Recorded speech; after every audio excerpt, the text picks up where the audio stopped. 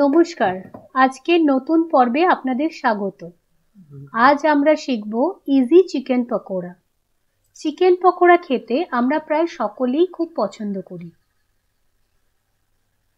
সেই চিকেন পকোড়া খুব সহজে খুব সাধারণ কিছু উপকরণ দিয়ে বাড়িতেই কিভাবে বানিয়ে নেওয়া যায় সেটা আজ আমরা শিখব।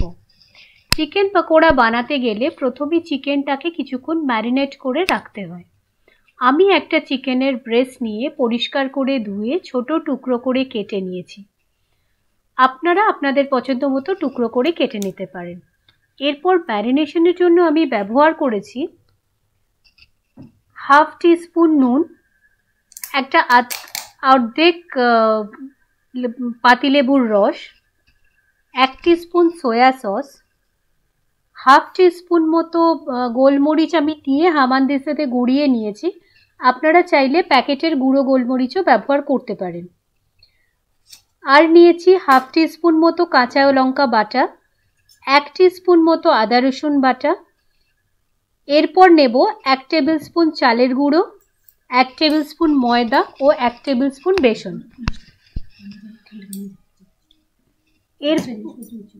এরপর আমরা সমস্ত উপকরণগুলো ভালো মতো মিশিয়ে নেব।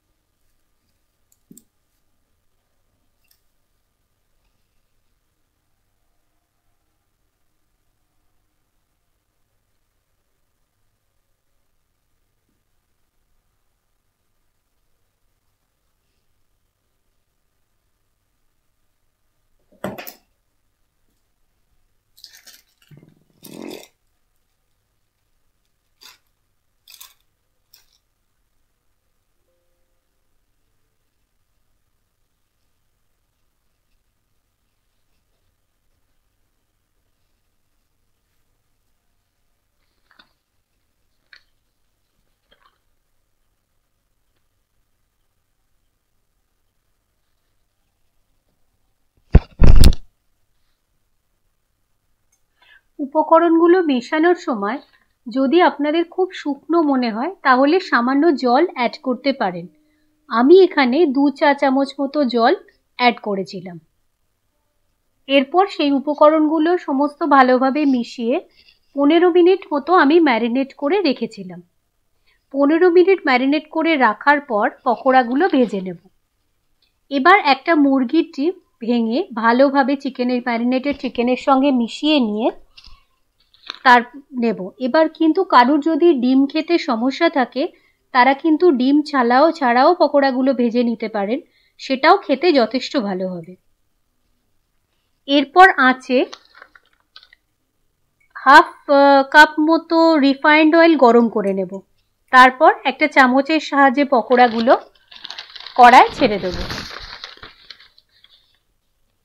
পকোড়াগুলো যখন ভাজবেন হিটটা কিন্তু মিডিয়ামে রাখবেন, কারণ হাই হিটে যদি আমরা ভাজতে চাই সেক্ষেত্রে বাইরে থেকে পুড়ে যাবে কিন্তু ভেতরটা ঠিক সেদ্ধ হবে না।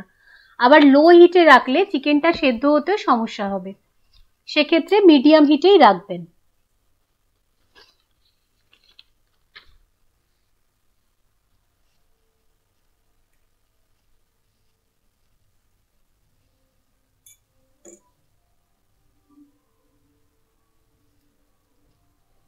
একটা দিক একটু লালচে হয়ে ভাজা হয়ে গেলে তখন আলতো করে একটু উল্টে দেবেন।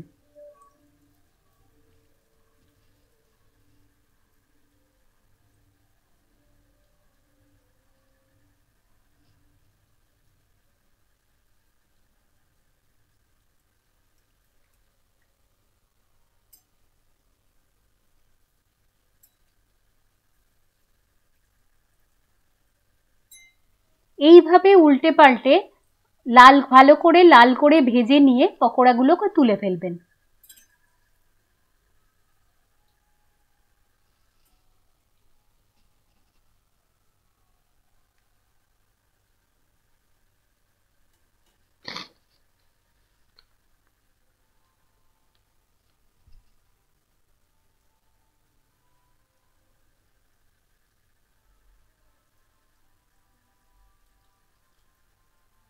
এরপর পকোড়াগুলো পরিবেশন করুন টমেটো সস ও স্যালাডের সাথে।